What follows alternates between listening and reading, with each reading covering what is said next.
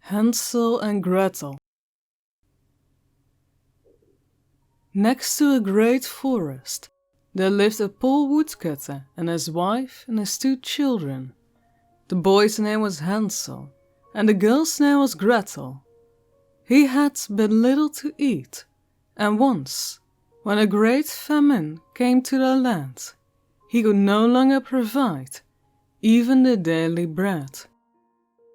One evening, as he was laying in bed, worrying about his problems, he sighed and said to his wife, "What has become of us? How can we feed our children when we have nothing for ourselves?" "Man, do you know what?" answered the woman. "Early tomorrow morning we will take the 2 children out into the thickest part of the forest, make a fire for them, and give each of them a little piece of bread, and leave them by themselves and go after our work. They will not find their way back home, and we will be rid of them." "No, woman," said the man, "I will not do that. How could I bring myself to abandon my own children alone in the woods? Wild animals would soon come and tear them to pieces." "Oh, you fool," she said, "then all 4 of us will starve. All you can do is to plane the boards of our coffins." And she gave him no peace until he agreed. "But I do feel sorry for the poor children," said the man.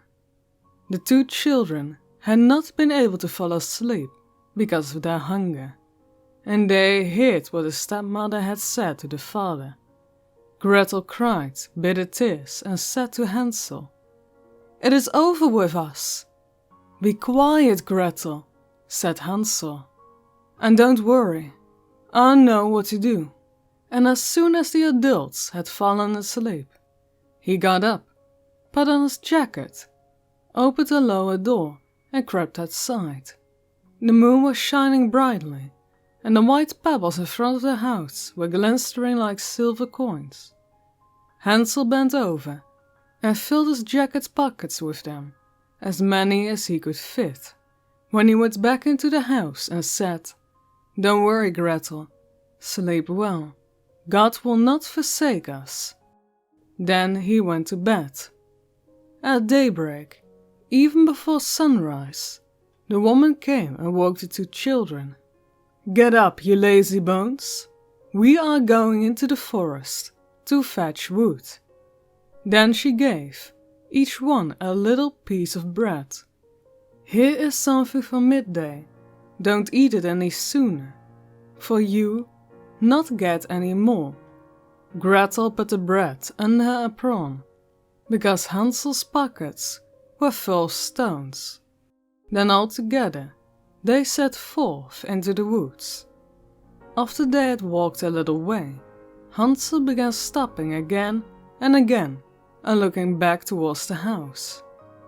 Father said, "Hansel, why are you stopping and looking back? Pay attention now, and don't forget your legs." "Oh, Father," said Hansel, "I am looking at my white cat that is sitting on the roof and wants to say goodbye to me." The woman said, "You fool, that isn't your cat. That's the morning sun, shining on the chimney." However, Hansel had not been looking at his cat, but instead had been dropping the shiny pebbles from his pocket onto the path. When they arrived in the middle of the woods, the father said, "You children gather some wood, and I will make a fire so you won't freeze." Hansel and Gretel gathered together some twigs, a pile as high as a mountain. The twigs were set afire, and when the flames were burning well, the woman said, "Lay down by the fire and rest. We will go into the woods to cut wood. When we are finished, we will come back and get you." Hansel and Gretel sat by the fire. When midday came, each one ate a little piece of bread.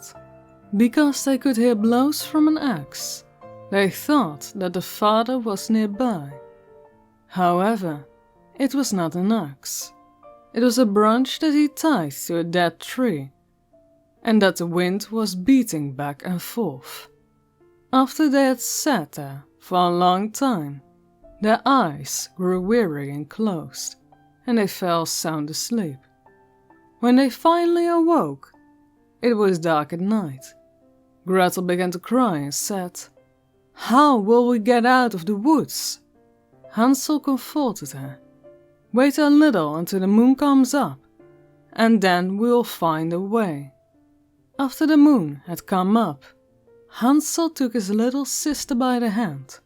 They followed the pebbles that glinted like newly minted coins, showing them the way. They walked throughout the entire night, and as morning was breaking, they arrived at the father's house. They knocked onto the door, and when the woman opened it and saw that it was Hansel and Gretel, she said, "You wicked children, why did you sleep so long in the woods? We thought that you did not want to come back." But the father was enjoyed when he saw his children once more, for he had not wanted to leave them alone. Not long after, there was once again great need everywhere, and one evening the children heard the mother say to the father, "We have eaten everything. We have only half loaf of bread, and then the song will be over. We must get rid of the children. We will take them deeper into the woods, so they will not find their way out. Otherwise, there will be no help for us." The man was disheartened and thought it would be better to share the last bit with the children. But the woman would not listen to him, scolded him, and criticized him. He who says A must also say B, and because he had given in the first time, he had to do so the second time as well. The children, who were awake and had overheard the conversation when the adults were asleep. Hansel got up again and wanted to get at pebbles, as he had done before, but the woman had locked the door, and Hansel could not get out. But he comforted his little sister and said, "Don't cry, Gretel. Sleep well. God will help us." Early the next morning, the woman came and got the children from their beds. They received their little pieces of bread, even less than last time. On their way to the woods, Hansel crumbled his piece in his pocket. Then Anton stood still and threw crumbs onto the ground. "Hansel, why are you always stopping and looking around?" said his father. "Keep walking straight ahead. I can see my pigeon sitting on the roof. It wants to say goodbye to me." "Fool," said the woman, "that isn't your pigeon. That is the morning sun shining on the chimney." When little Hansel dropped all the crumbs onto the path, the woman took them deeper into the woods than they had ever been in their whole lifetime. Once again a large fire was made, and the woman said, "Sit here, children. If you get tired, you can sleep a little.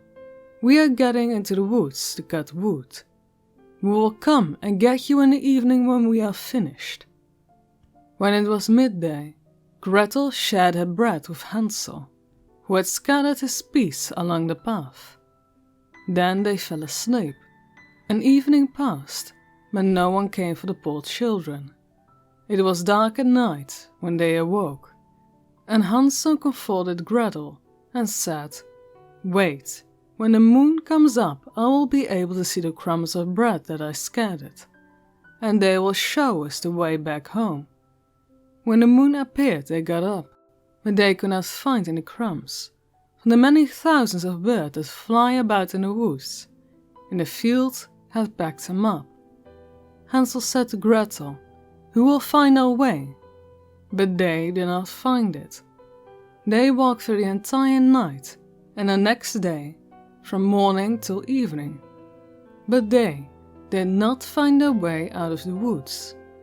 They were terribly hungry, for they had eaten only a few berries that were growing on the ground, because they were so tired that their legs would no longer carry them. They lay down under a tree and fell asleep. It was already the third morning since they had left their father's house. They started walking again, but managed only to go deeper and deeper into the forest. If help did not come soon, they would perish. At midday, they saw a little snow-white bird sitting on a branch. It sang so beautifully that they stopped to listen. When it was finished, it stretched its wings and flew in front of them. They followed it until they came to a little house.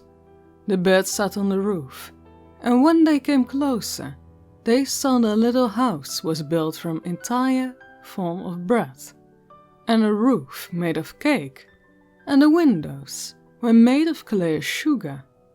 "Let's help ourselves to a good meal," said Hansel.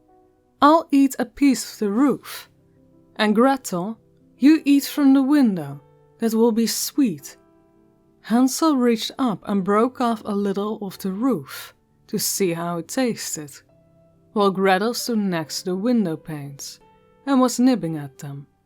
Then a gentle voice called out from inside, "Nibble, nibble, little mouse, who is nibbling at my house?" The children answered, the wind, the heavenly child." They continued to eat, without being distracted. Hansel, who very much liked the taste of the roof, tore down another larger piece, and Gretel poked out an entire round window pane. Suddenly, the door opened and a woman, as old as the hills and leaning on a crutch, came creeping out.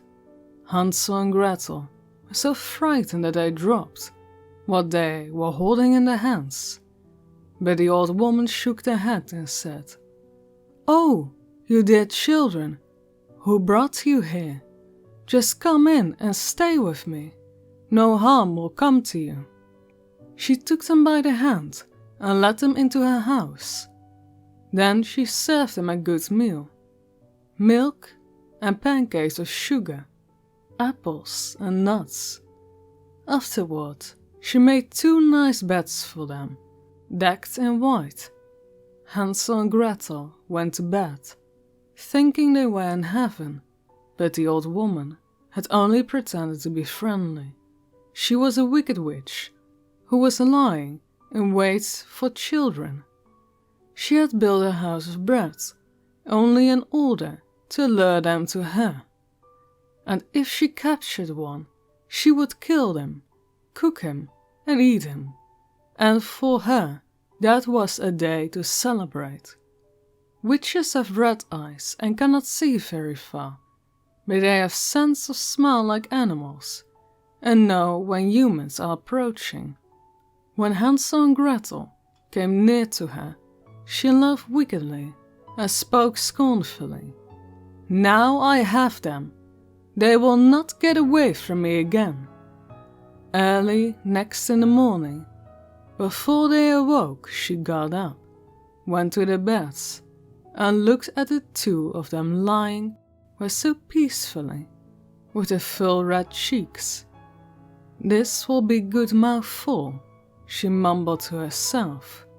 Then she grabbed Hansel with her withered hand and carried him to a little stall, where she locked him behind the cage door. Cry as he might, there was no help for him.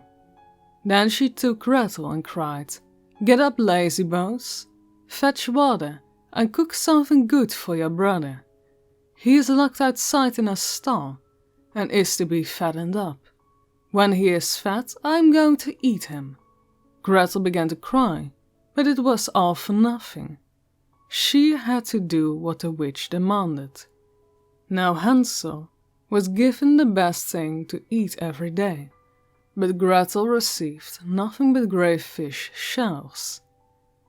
Every morning the old woman crept out of her stall and shouted, "Hansel, stick out your finger, so I can feel if you're fat yet." But Hansel stuck out a little bone, and the old woman, who had bad eyes and could not see the bone, thought it was Hansel's finger, and she wondered why he didn't get fat. When 4 weeks had passed and Hansel was still thin, impatience overcame her, and she would wait no longer. "Hey Gretel," she shouted to a grill, "hurry up and fetch some water. Whether Hansel is fat or thin, tomorrow I'm gonna slaughter him and boil him." Oh, how the poor little sister sobbed as she was forced to carry the water, and how the tears streamed down her cheeks. "Dear God, help us," she cried. "If only the wild animals had devoured us in the woods, then we would have died together." "Save your sobbing," said the old woman. "It doesn't help you at all." The next morning, Gretel had to get up early, hang up the kettle with water, and make a fire. "First we are going to bake," said the old woman. "I've already made a fire in the oven, and kneaded the dough." She pushed poor Gretel outside to the oven, from which the fiery flames were leaping. "Climb in," said the witch, "and see if it's hot enough to put the bread in yet." And when Gretel was inside, she intended to close the oven and bake her, and eat her as well, but Gretel saw what she had in mind, so she said, "I don't know how to do that. How can I get inside?" "Stupid goose," said the old woman, "the opening is big enough. See, I myself could get in." And she crawled up, stuck her head into the oven. Then Gretel gave her a shove, causing her to fall in. Then she closed the iron door and secured it with a bar. The old woman began to howl frightfully, but Gretel ran away, and the godless witch burned up miserably. Gretel ran straight to Hansel, unlocked his stall and cried, "Hansel, we are saved! The old witch is dead." Then Hansel jumped out, like a bird from his cage, when someone opens his door. How happy they were! They threw their arms around each other's necks, jumped with joy, and kissed one another. Because they now had nothing to fear, they went into the witch's house. In every corner were chests of pearls and precious stones.